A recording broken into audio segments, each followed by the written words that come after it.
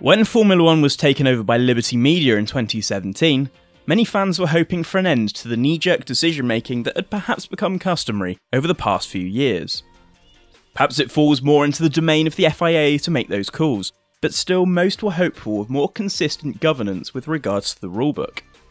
So when it became clear during the Spanish Grand Prix that F1 and the FIA were planning to ban qualifying engine modes, necessitating the use of a common engine setting for qualifying and the race for the next race at Spa-Francorchamps, many would be forgiven for thinking, oh blimey, here we go again. Let's call the ban on party mode for what it is, an attempt to strip the all-conquering Mercedes team of one of its most potent tools. On the face of it, to give the competitive order a bit more spice on Saturdays, Mercedes could do with reining in. On average, compared to the next fastest constructor in qualifying, a Mercedes pole sitter has been 0.9 quicker than the rest of the pecking order this year, a monumental chasm between the Silver Arrows and the others. The rule change will now strong-arm Mercedes into using the same engine settings in qualifying as it does in the race, forcing a compromise between outright pace and race management. Good, you might retort, presumably sick of the prospect of yet another Mercedes display of dominance. But on delving a little deeper, it might not entirely upset the competitive order in qualifying, and, sorry folks, it might only serve to exacerbate the situation. For those uninitiated, what's the difference between a qualifying and a race mode? So in qualifying, an all-out battle of speed, the teams will want to make more use of the entire power band available. This means churning through more fuel, with maximum revs on the straight, and maximum deployment from the energy recovery systems. Compare that to the race where the engines are faced with an endurance contest. The power unit maps will open up the amount of ERS harvesting that takes place.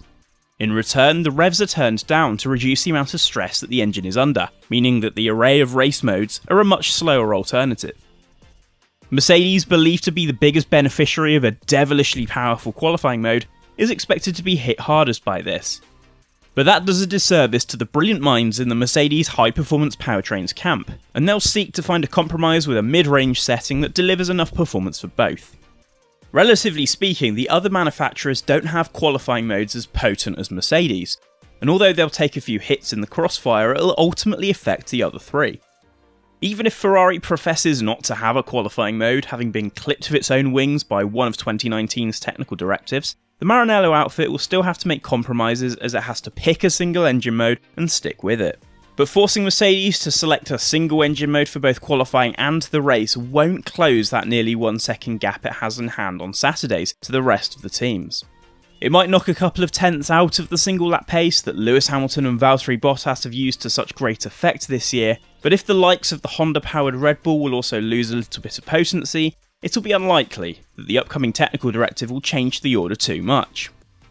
What it's more likely to do, and some of the drivers have already attested to this, is make the races a little bit more one-dimensional. We're accustomed to drivers sticking the car in overtake mode, a more powerful setting, when they have a car ahead that they need to make light work of. That won't be possible under the new rules, meaning that the drivers will have fewer tools at their disposal to mount an assault upon the car ahead. Also gone will be the drivers turning up the wick, in order to counter another car attempting to deliver the undercut during a pit phase, so there's a chance that strategic calls will have an element of predictability to them. Indeed, Valtteri Bottas suggested that there could be less overtaking as everyone runs the same modes instead of turning up the engine to pass, while Lewis Hamilton was much more blasé about the potential for Mercedes to be hamstrung. The 6-time champion suggested that the FIA's attempt to cut the gap between the team and the rest of the field were rather barking up the wrong tree.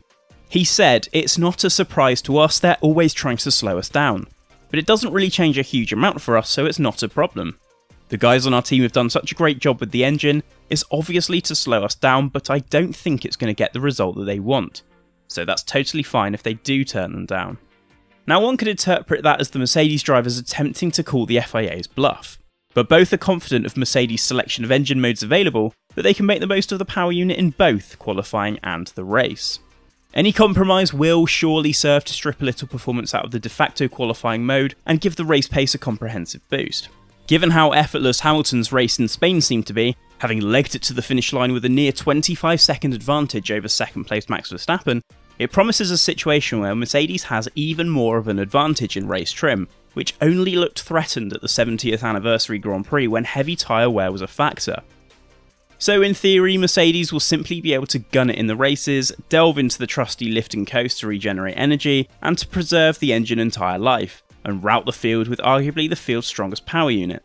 Although in Mercedes' worst case scenario it might let Verstappen get a couple of sniffs at pole position, the increased race performance that the team would perhaps compromise with would put events on a Sunday beyond all reasonable doubt. On the flip side, there's an element of risk management in deciding which modes are suitable for the race. Run the engine at too high a mode for too long and the spectre of unreliability will begin to sharpen its scythe more enthusiastically, giving the powertrain engineers a little bit of a puzzle on how best to weigh up which mode offers the best of both worlds. That said, Mercedes principal Toto Wolff explained in Mercedes' post-race media session that a lower mode for qualifying will preserve the life of the engine for longer, meaning that the team can potentially afford to take a few more liberties in running the race engine at a higher setting. In reality, the restrictions in engine modes probably won't change a great deal.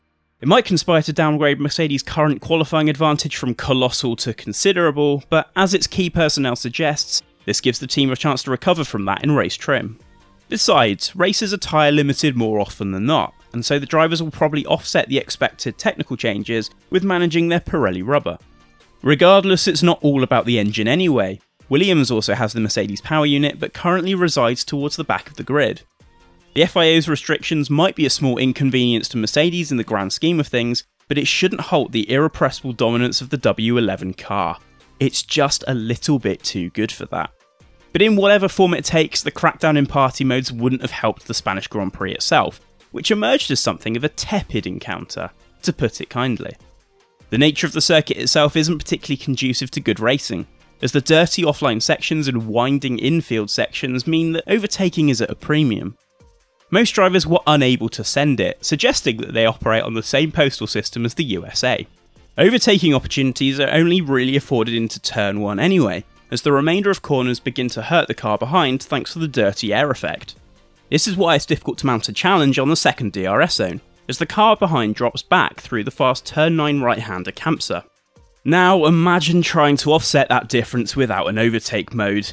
It might just make things a little bit more hard in future.